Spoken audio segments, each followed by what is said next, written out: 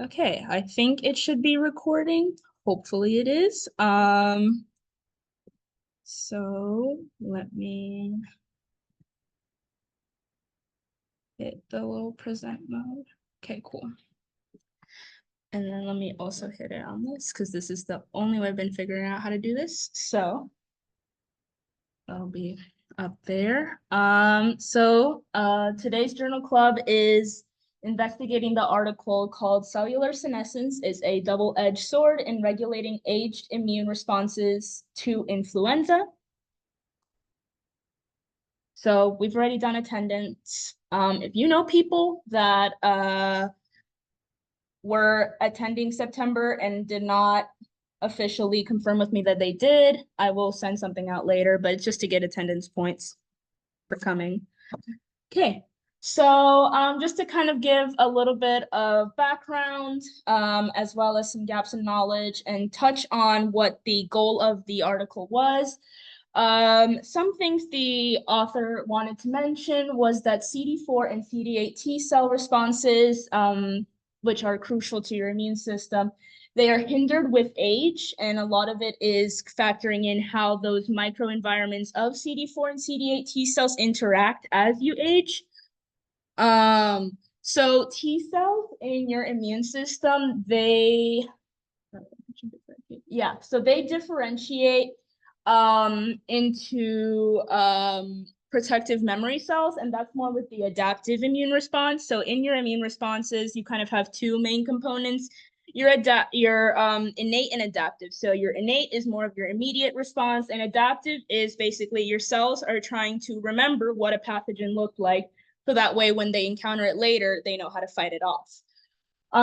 So with flu infection, both mice and humans, they saw this trend. There was a delayed viral clearance, reduced antibody response, and diminished inflammation clearance.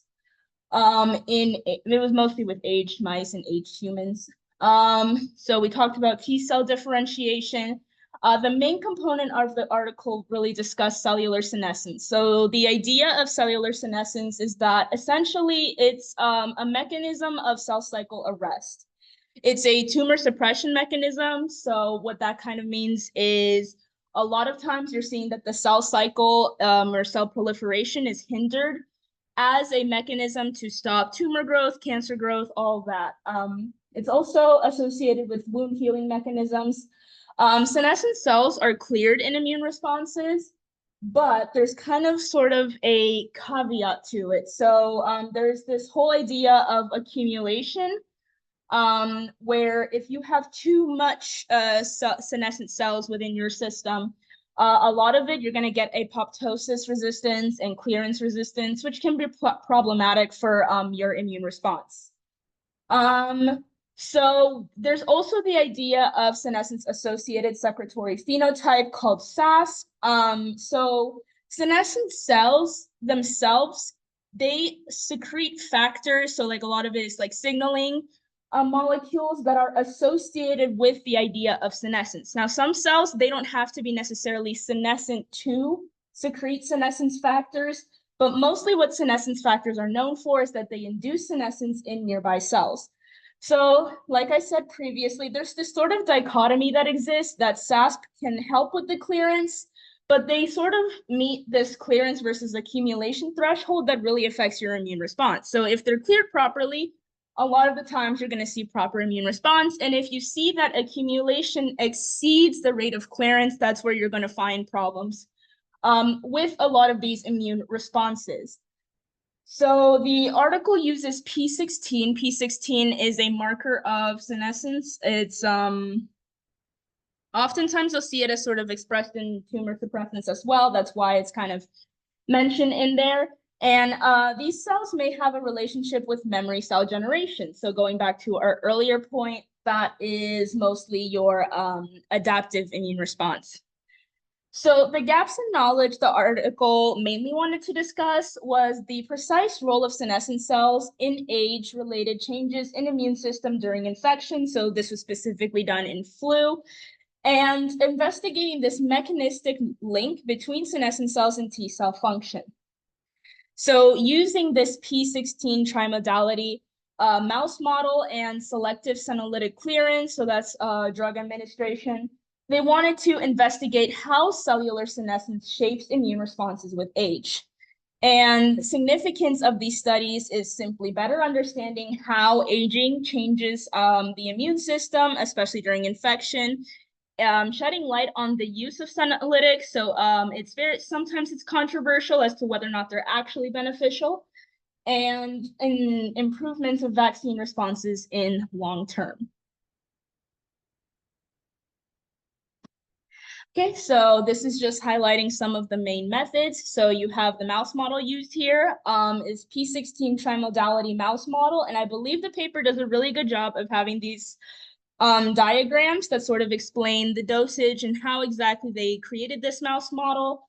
Ganciclovir is the drug they administered to selectively clear P16 expressing cells. So kind of think as the P16 as an identifier of senescent cells. And by administering ganciclovir, it's essentially telling the body, hey, here's the cells that I want to clear. They infected the mice with flu. So it was a sublethal dose of this type of flu listed. And they were just monitored daily to assess weight loss. And most of the weight loss, you'll see in the article that it wasn't necessarily a correlation of something significant in terms of this is weight loss is directly linked to this. It's more so making sure that there is a threshold of vitality that is maintained. So saying that a mice is too sick to assess, it's something that it needs to be considered. And you'll see a lot of that in studies where they consider using like mouse models. If an animal gets too sick, unfortunately, they cannot be used in the study. qPCR was used to quantify viral load. You'll see several things of flow cytometry and antibody quantification as well was done.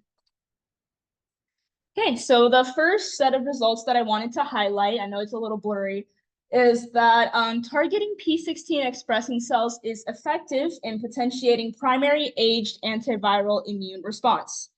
So figure 1D, as you see, highlights 12 days post-infection, the viral load in the lungs. So if you think about intranasal infection of the flu, that's essentially the flu is going directly into your lungs. So we consider this closest to the site of infection.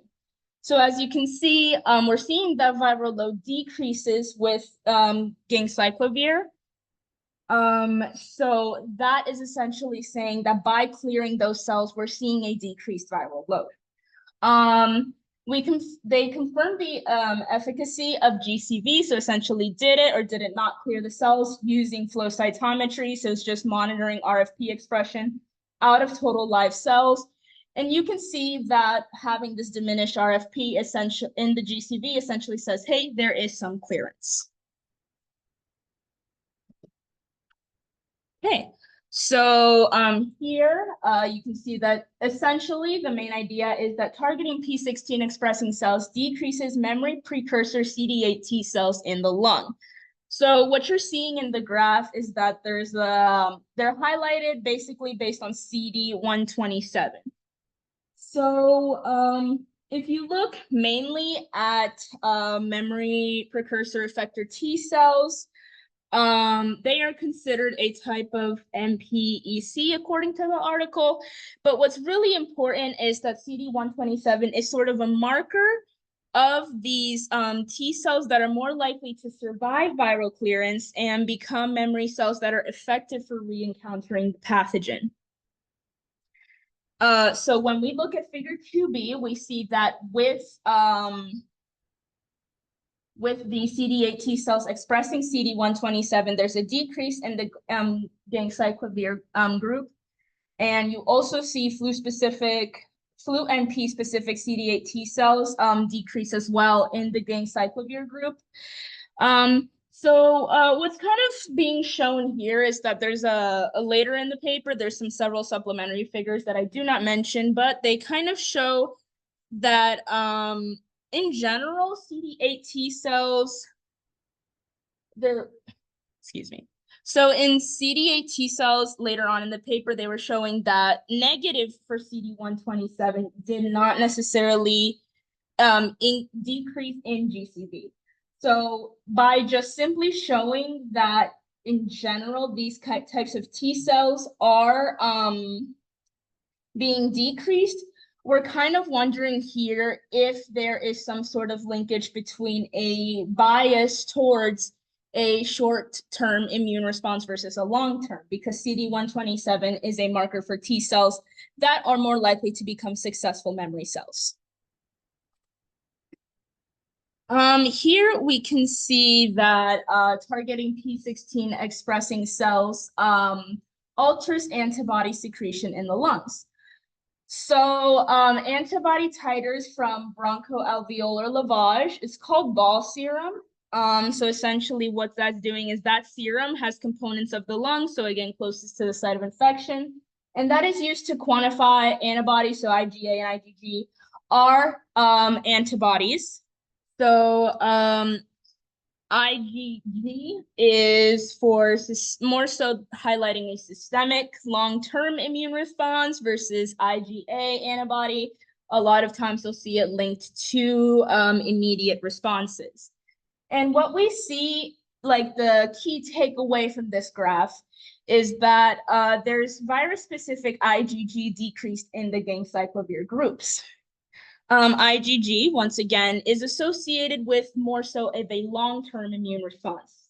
So again, we're kind of wondering if there's this bias with clearance of P16 expressing senescent cells and having that innate, like that long-term versus short-term immune response.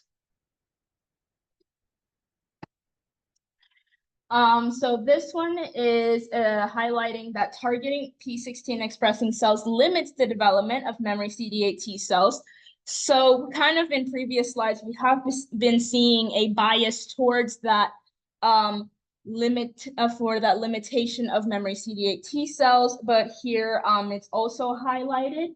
So here is flu-specific and P-specific CD8 T cells remaining in the lung. That's figure 4B. So again, it's decrease in the gang-cyclovir group. And we see in figure 5B that there's a clearance of P16 expressing cells prior to the infection impairs the protective function of immunological memory. So it's actually, this one here is actually increased in the gang-cyclovir groups. But once again, in general, it's essentially showing that there's some sort of deficit in long-term memory cells in the absence of P16 expressing cells. So just some main conclusions. So cellular senescence, what the authors kind of highlighted, but there's still a lot of mechanisms that are to be investigated. While we're seeing a leaning towards a bias of being that this clearance is favoring a shorter term immune response versus a long-term immune response based on several T cell differentiation factors. The only thing we can kind of see is that there's an altered immune function, but not outright dysfunction. So we're still seeing that there are components of innate and adaptive immune response that are functioning under this circumstance. But it's not to say that everything quite literally fails. It's simply to say there's some sort of mechanistic link, we just don't know what. There's deficits in both humoral and cellular memory. So future directions include investigating the precise mechanisms through which memory cell fate occurs is unknown. So what is essentially defining this differentiation? The authors highlighted that it was unclear with the model if functionality of the cells or simply the quantity of what we're seeing, so like antibody titers and like decreased cells in general, is affected. Is senescence involved directly, or is it simply just a start of a pathway? They want to do future work in investigating P16 in the adaptive immunity in the lungs. So again, still investigating those factors. But there were in general at the end 3 main questions. So that they really want to work on in the long term. So is there a role in senescence in young immune response? How SAS factors are responsible for altering T cell memory precursor differentiation? And if senescence is altering function of antibody production by B cells. They briefly highlighted it, but mostly the plasmablast differentiation in B cells was concluded to be insignificant, so therefore they still want to investigate if there is any other altering function. So another cool plug, I have lots of cool plugs in case you haven't noticed. This article included work done in a research lab that I got to intern at this summer at UConn Health. So I was not directly involved in the paper, but the paper was used to sort of, with my PI, I got to collaborate with her and create a project. So the program is called the Summer Research Fellowship Program through, you can see it's like sponsored by Aetna, but if you look at it under UConn Health, it's an 8-week program. It was really cool. I got to mostly research, but I also got some cool shadowing opportunities. So I shadowed a neurosurgeon and a hand surgeon. So they have that included in the program. Best part of the program, housing's included. There's several food components included. You never want to pay for housing somewhere else. But yeah, that's kind of it for today's talk. Next journal club is November 6th. Same place, same time. If you're interested in presenting, please email me, DM me, expressing interest. It's first come, first serve. I'm very accommodating. I will approve your article, but really it's just, if it's scientific, if it's looks cool, I'm probably gonna approve it. Get this done at least 1 week before, just so I know and I can get information out to people. Prepare your presentation. I am open to checking it, making sure that it's the format's okay, or if you have anything that you're like, hey, I want advice on this, I'm more than happy to give advice. And then just the night before, at least 24 hours before, so I know that your presentation works. Email me, my email's listed down there, and yeah, that's kind of it. I don't know if you had any questions about the article itself.